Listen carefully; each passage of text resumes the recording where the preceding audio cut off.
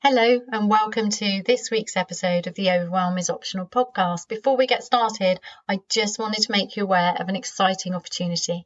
I'm going to be teaching a free 3-part live workshop and I'd really love it if you came along. So if you'd like to experience working with me live, you'll have a workbook and we'll be doing lots of really good exercises to help shift you out of overwhelm, de-stress, and get you really on the way to starting to create a life that works for you rather than battling and just getting through your days. So it's a really good opportunity for you to work with me for free. So do sign up. You need to go to heidimark.co.uk/workshops or click the link below this episode. I look forward to seeing you. Enjoy this week's episode. How you are in the world matters. Overwhelm is inevitable and optional. It's time to listen up and make it optional for you. Hello and welcome to this week's episode of the Overwhelm is Optional podcast. I'm really excited to have with me today one of my favourite people in the whole world, the lovely Kelly Hinds. Kelly is the founder and director of Roo-Me Property, which a splendid name, and I'm going to let her tell you more about it. You know, it sounds really unusual. It doesn't sound like property. It always sounds a little bit, I don't know, kind of officious to me. And Roo-Me is just such a lovely, lovely name, which I think really reflects Kelly's mission in property.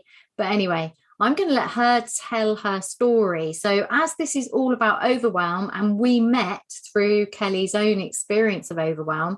So we met in a business mastermind last year. And when I say met, I mean met via Zoom, later to meet in person, which is always just so magical, isn't it? When we've all spent so much time on Zoom. And when we met, she was feeling really overwhelmed, as many of us entrepreneurs do. So we did some work together and it really helped. And Kelly was just such an easy and joyful person to work with. And yeah, I just wanted to get her on and get her to share how working with me helped, what she does now, because she's just going from strength to strength in a business, and is also an amazing mother and partner and owner of a tiny, tiny little dash hound. Welcome, Kelly. Thank you. He is ridiculously tiny, isn't he? Yeah. But very, very loud. Thank you for having me today. It's very nice to be here. And you two are one of my favourite people in the whole world. So thank you. It's nice to see you. Yeah, lovely. Tell me about your adventures in Overwhelm, Kelly. In Overwhelm. So I now own a company called Roo-Me, and I hate to say it, but it was actually my husband's choice of name. But as soon as he said it, we really, really liked it, because we are social people, and what we create is a co-living space that we want people to feel at home in and be at home. And you know, although people rent rooms in houses, which is what we do, we want them to feel like they're roomies, want them to feel like they've got friends, support, connections, which is where the name come from. So we kind of feel like it was almost a good description of what we're trying to achieve. Yeah. Oh, I love it. Yeah, so it was nice. So overwhelm, my journey in overwhelm. I didn't actually realise I was overwhelmed, and I had all these feelings, which I think a lot of us do. And before I was an entrepreneur, I had these feelings. I felt lost. I felt just this almost overwhelming feeling that it wasn't right. The life I was living wasn't right. I felt trapped. I was constantly judging myself, which I didn't realise until I met you. And then the judging, you helped me stop judging myself so much. I know, which I didn't know I was doing. I wasn't enough. I was never doing enough. I was never good enough. I was never where I should have been. I was, not doing what people thought I should do. So I wasn't doing what I thought I should do. I just felt totally frustrated and like I was people pleasing the whole time. Everybody else came first. It was just a really confusing, frustrating time. And I went to the doctor because I felt like I needed some help. And I'm not great at asking for help. I kind of feel like I should have it all figured out myself. And that's when they first told me that I was anxious. And I kind of thought, I'm not anxious. How dare you? I'm not anxious. And then I thought, actually, and then I read a lot of things. And actually, I was like, I do feel really anxious. And I think, my overwhelm was making me feel anxious. I felt depressed. I felt all these, really negative feelings, which is when I started reading some self-development books. The first one I read was Lost Connections by Johan. I don't know. Sorry? I don't know that one. I'm going to write that one down. Love a good recommendation. Yeah. And he talks a lot about anxiety and depression and not taking antidepressants. So the first thing, I was offered when I went was antidepressants. I'm not going down that. I didn't want to go down that route. For me, and I know lots of people have different journeys, but for me, it wasn't a route that I wanted to go down. It lasted a little while, and I tried to meditate and I tried to do all these things by myself, but it just wasn't working. But it did help me to understand, why I was feeling how I was feeling. And then I'll just ask you because a lot of people say this. They say, I tried to meditate and it didn't work. And I wondered if you could just describe your experience there. So I downloaded, what's the app? Headspace. Yeah. Headspace. Yeah.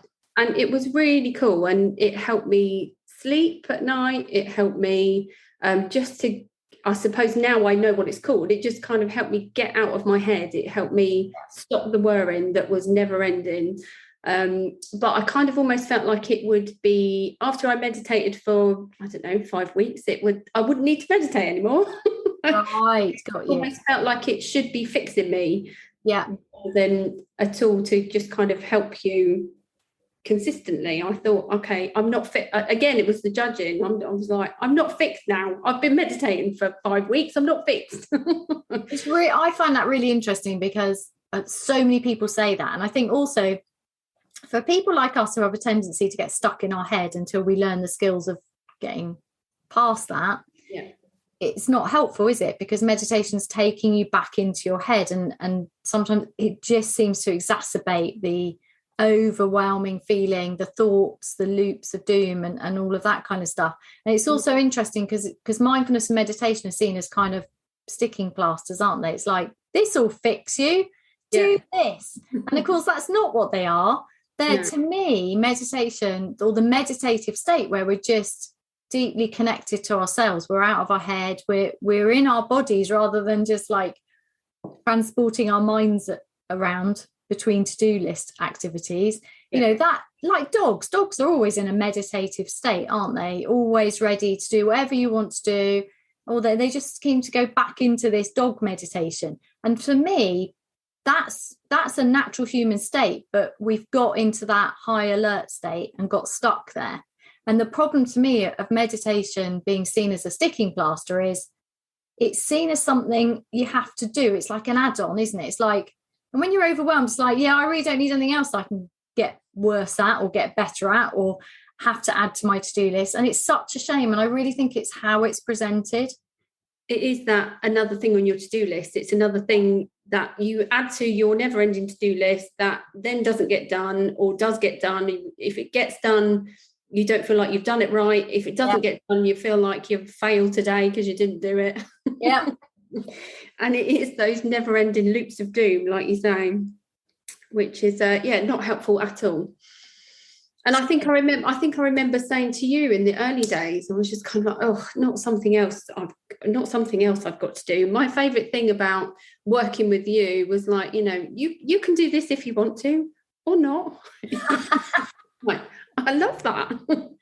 Or not. I love it's really interesting, isn't it? Because I hear myself saying it and then go, or not. Not. So important. It's that, the responsibility is ours and ours alone, isn't it? To be happy. Absolutely. To get out of overwhelm and live fully. And nobody can do it for you. So nobody can tell you what to do and how to do it. You've got to make it your own. Yeah. And I think that's important.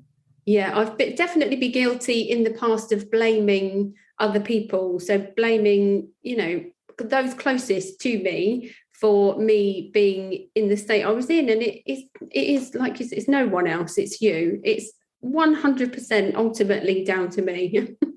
Yeah, which is powerful, but at the same time can be terrifying. Because when you look at the mess, I lost a career. So you look at the mess and then you go, so that's my responsibility. And then for me, I don't know about you, but I had a lot of shame and grief and lost relationships and lost money and, lost status. And then in the end, I had to work through that and go, okay, that's my responsibility.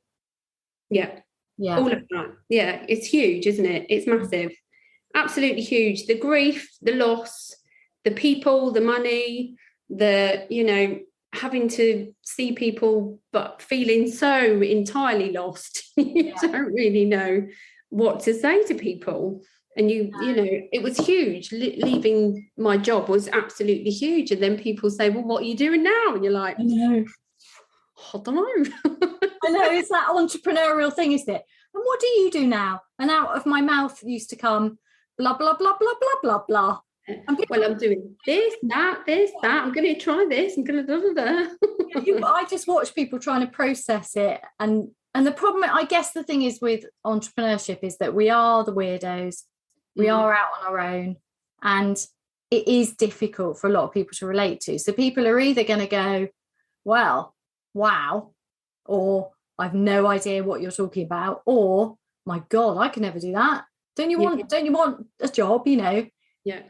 So has that got better for you? As you've kind of, because I know you've done a lot of work on letting go of that grief, letting go of that, and the courage to go out on your own as an entrepreneur. It's one hell of a journey, isn't it? And I know that you're in such a good space now. So, yeah, how did you get there? What's going to tell us more? It was huge, and I didn't realise how much grief I was holding on to, which was working with you helped me with that. And you do need to grieve as if you've lost somebody. So, I lost a lot, and I had a lot of negative feelings, positive feelings, had just so many feelings, but I was holding on to a lot of things I didn't need to hold on to anymore. So yeah, I think that's really interesting to me. Sorry, see, when you said that, I helped you work through your grief. I was like, that's not what I primarily do. So I'm really interested to know in what way, what did we do that helped with that? So, using now I know how to use how I'm feeling in my body. Yeah. I feel everything in my stomach, and I think a lot of people do, don't they? And I kind of, every time I get stressed or I used to think about it, my stomach would just be in knots. And I think, I think I spent a little bit of time, not a lot of time, but I kind of let all that feeling in my stomach loose, and I cried for ages. But I'm a crier, that's what we do. Well, it lets out the stress, doesn't it? Yeah. So I feel like I just let all the emotions go and let it out, and I didn't need to carry. You didn't need to carry it anymore. Yeah, I didn't need to carry it anymore, and that was a really good exercise for me. So although it isn't primarily what you teach, as part of what we did, that was huge for me. I did feel like there was a weight lifted. It's just really interesting to me that you called it grief. And I suppose because I work with the body-mind connection, what I was doing was giving you an exercise to allow physical sensations that you no longer wanted to be released. And you've labelled them grief. But I don't think we did the work. I don't think you labelled it as grief. It's only it's over a year ago that now you're able to tell it in that way and say, yeah, it was grief. And that's really interesting to me, because obviously that's a label, but that's now part of your story. And I love that, because of course I work with grief as in grief comes up, and as lots of other things do, anxiety, fear, shame, all sorts of things come up. But what I really love about working with the body is you don't have to identify it at the time. You don't have to process it in your head. You don't have to, it's not therapy. It's just, oh, this is in my body. I wonder whether it's ready to go, creating a safe space and then just allowing it to go, because it's like, I don't want to carry this anymore. It's so interesting, isn't it? Really, really interesting what your body tells you. Yeah. And I don't think I've had, we were talking earlier about just the high alert state, and when you feel like completely and utterly responsible for certain things, you go into high alert. But I don't think I've had that real gut-wrenching feeling since, which has been lovely. Yeah. But that took courage for you, because it was an optional. Everything's optional, right? I said you could do this or not. And I gave you an audio, which was a special audio only for you. It was created specifically for you. And then I was like, well, I wonder what you will do with it, and you came back a week later and it was deeply transformative. And I love that, because so much of what gets stuck in the body is weighing us down without us knowing. Yeah. But if we try and process it through the mind, sometimes it's just too much, particularly when you're overwhelmed, because it's like, hang on a sec, my mind is so crammed with stuff at the moment anyway.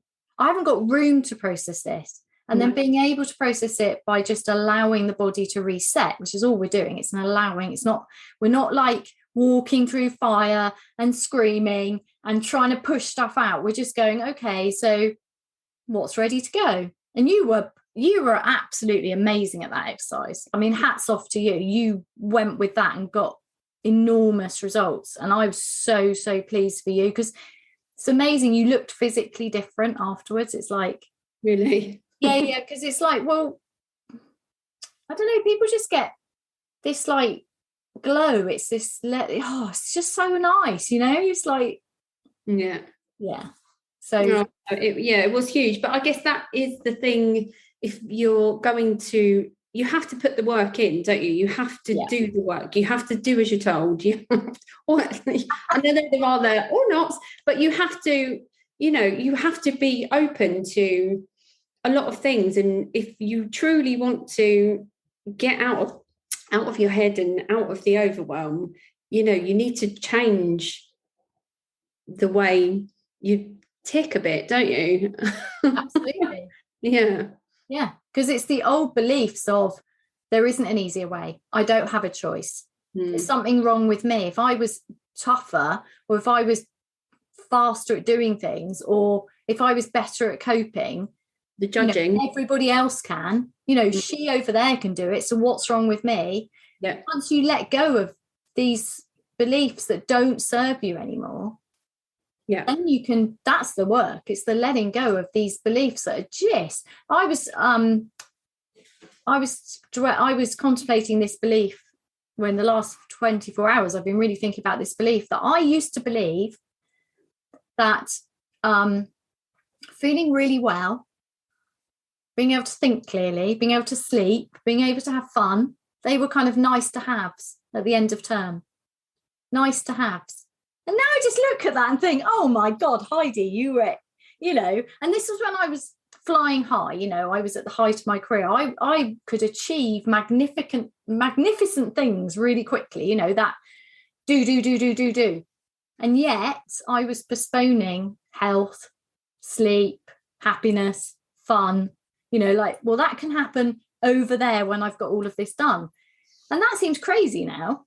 It is the wait. You're waiting, aren't you? Forever waiting for the weekend, waiting for holiday, waiting for this, waiting to retire, waiting for all these times when you're allowed to relax and be happy. And, people don't set their lives up so that that's how they live. Yes, exactly. And I just feel so high on my list of priorities and values when everything kind of calmed down was the freedom, and that's what I was missing the most, was the freedom. And it's summer holidays, I'm at home, I've got my kids, I've got my dog. I spent the first 12 years not really seeing my eldest because I was at work. And you get plonked in front of your piece of ply that someone's designated you for 8 hours a day, and you don't need to do that. And I just kept thinking, even before Corona times, I was listening to Mary Portas a lot, Anna Whitehouse, who was doing a lot for flexible working and families, and mothers, fathers, carers. If you had somebody that you were responsible for looking after, flexible working shouldn't be, it should be, that's how we should be. That's what life should be. And I was just thinking, there was no need for me to be sat at my plank of ply for 8 hours a day, because it was just, some days were really good, some days weren't. I just didn't need to be there the whole time. But that was the fight I had at the time. And I needed my freedom. And, I'm lucky. I consider myself very lucky. I'm lucky enough to have my freedom, and I'm lucky enough to be here with my kids and not have to worry about where they're going on for summer holidays and where they're going for the day. But I've been ballsy enough to create that. You've chosen it. You did the work. You chose to quit your job and move on, and then you've dealt with your grief and all of it, and you set up your own business. And as we know, that's not easy, and we tend to take with us the habits that created the overwhelm and burnout. We tend to pull them into entrepreneurship, but you've worked through that, you've let go of stuff, and you've dared. And tell me, so if I said to you, freedom to do what? So if you could tell me, you've said about, the structural things of, the fact that you're at home with your kids in the holiday, but what are the small things around you, the unexpected loveliness of your day at the moment? Being able to let the kids lie in on a summer holidays is fab. Not having to get them up and be that. I love a routine. I used to love a routine, but that was how my life was. I was, we still are. It's totally regimented, and dragging the kids off at 8 o'clock in the morning on the summer holidays, and I didn't want to send them, and they didn't necessarily want to go. So that is absolutely lovely. And it is the really, really small things. I love the sunshine. So when the sun shines and I can take my laptop outside, it's just, I am living my absolute best life when I can take my laptop outside. And it's those tiny things, really tiny things. It's kind of, being able to pop to the shops whenever you feel like it. It's, actually giving yourself a break on the days where you really don't feel like performing. It's, taking the foot off the pedal, but not beating yourself up about it, not feeling like a failure, not feeling like you're not doing enough. It's kind of, and as we know, we don't do 9 to 5. Some days are really long, and you can take the day off. And you don't have to ask anyone. You don't at all. It's lovely, isn't it? I'm just thinking yesterday was probably 7:30, 8 till 8:30 with kind of 3-hour break in the afternoon. And then, Monday, I think, was like 8 till, I don't know, 1 or something. And it's that, isn't it? It's the being able to, and to get to appointments as well. And so, like you, I love the sun. So it's like, oh, it's sunny, let's run outside. Let's go outside. It's sunny, quick. Yeah, look at the weeds. I can weed. It's like, it's 2 o'clock on a Wednesday afternoon, but I can get my weeding done. Oh, I love a weed. I'm just so happy weeding. It's just so relaxing. People hate it. I love it. I know, it's nice. I like it. Do you know what your dream life that you're sitting in at the moment? And I know you've got more dreams, but it reminds me of our work we were doing together when we created for you a dream life audio, so that you could step into your future life and imagine it in. And it's really amazing looking at you there in this beautiful house with the sun behind you, looking so well. And I genuinely feel like you're in your audio. I know, it is weird, but we did that exercise, and I remember feeling, even at home, just felt like I'd created this space that was lovely. It was absolutely beautiful. But even there, I felt just hemmed in. I felt like I lived in a fishbowl. I was like, I need space. I need some weeds to go and pick up. And at that time, it just felt like it was a dream. It felt like it, it wasn't my life. How could it ever be my life?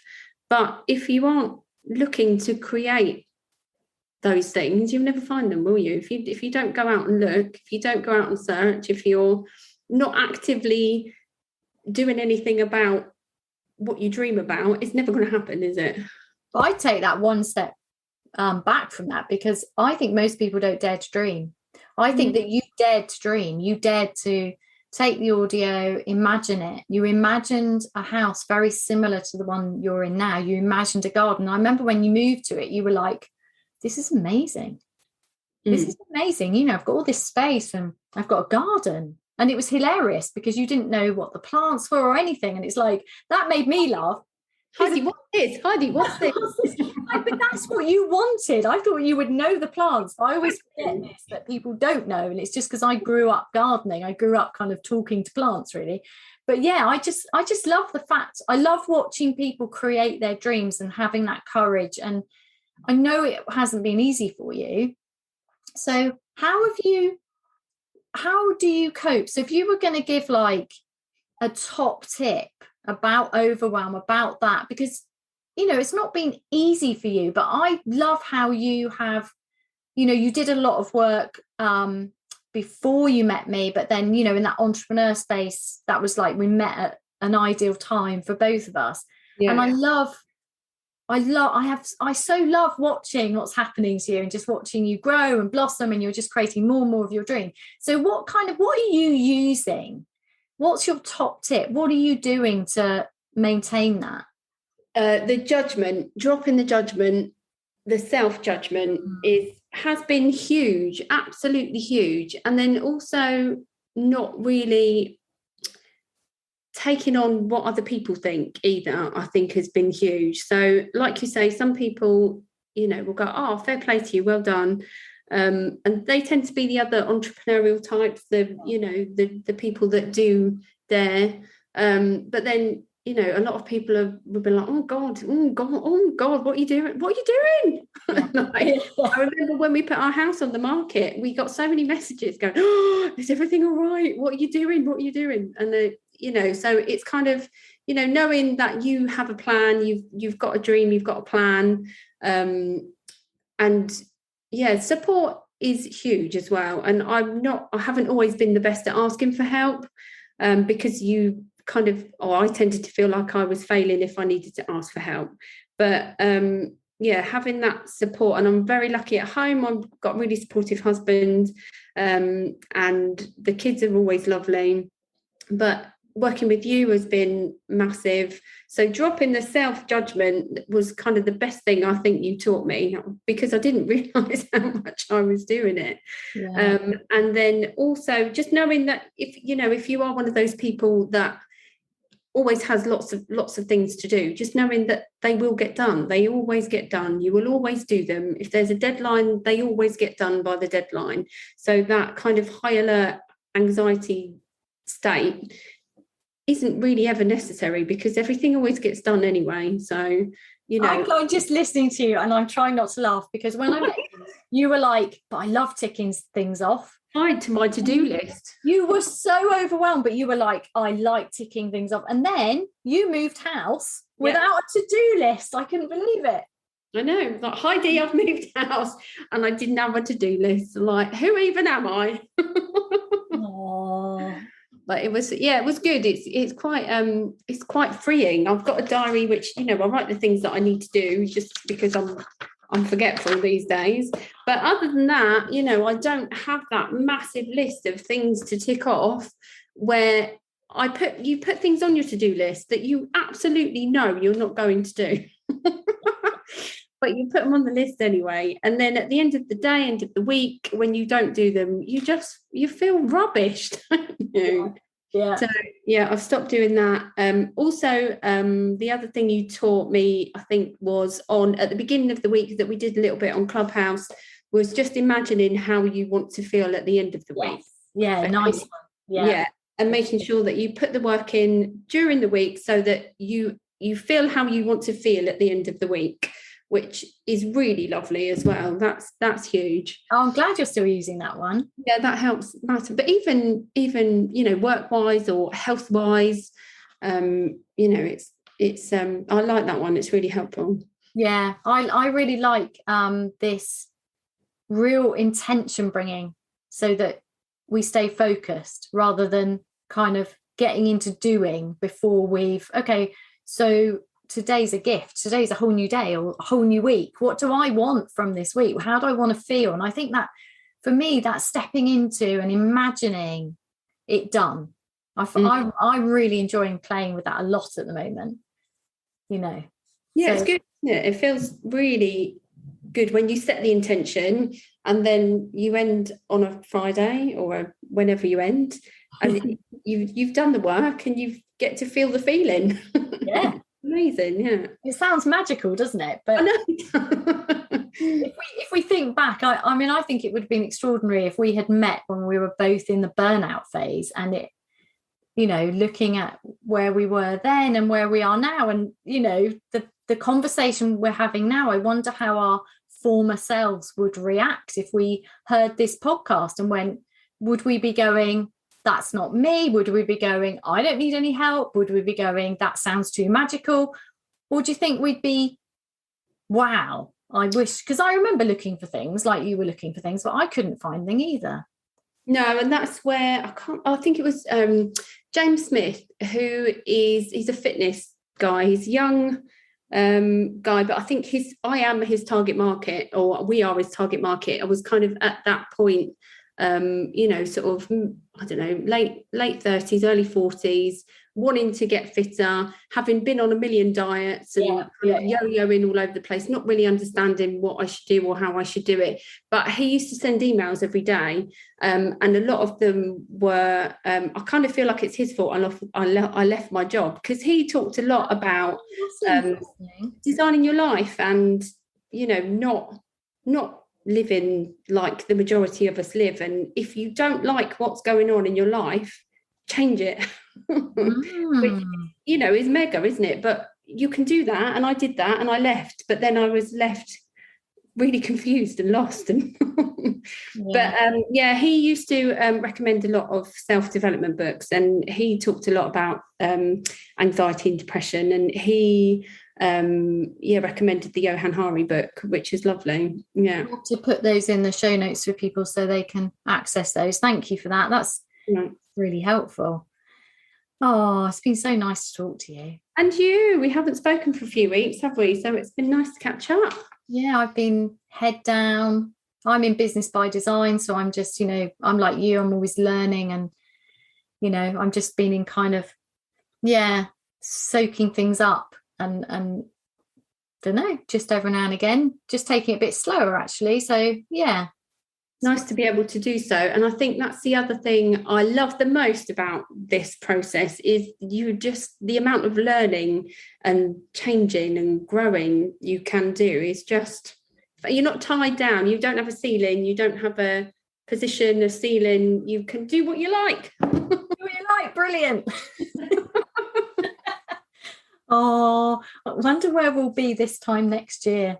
Oh, I don't know. We should come back on the same day next year. Come back on and just see, because I do find it interesting that once you start letting go of the stuff that kind of weighs you down, and once you clear that overwhelm and are able to do the thing of how do I want to feel, what do I want to have achieved by Friday, it's quite remarkable, isn't it? It takes me to that phrase, what is it? Most people underestimate what they can achieve in a year, but overestimate what they can achieve in a day or a week, something like that. But once you start really getting purposeful with your attention and your intention, it's really remarkable. So if you think what you and I have achieved in a year by, being out of overwhelm is, to me, very magical and powerful for taking action that matters rather than getting stuff done. Living your life on purpose. Yeah, absolutely. Yeah. So where can people find out more about you? Which area are you kind of, if people Go on. So I live in Bedfordshire. I live in Leighton Buzzard. We are creating a house share in Leighton Buzzard at the moment. I look after one in Luton. So we're working in Leighton Buzzard, Luton, Aylesbury area. And just, giving people a really nice community to live in rather than just renting a room. My website is roo-me.co.uk. And then we're on Instagram and Facebook under Roo-Me Property as well.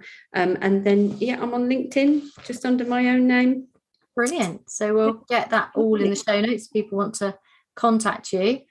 I think that's it. I think that's just very, very exciting to me, watching you just absolutely kick ass on your goals. It's just amazing, and I can't wait to see what happens next in your story. Oh, it's been huge working with you. Thank you for everything. It's been fun.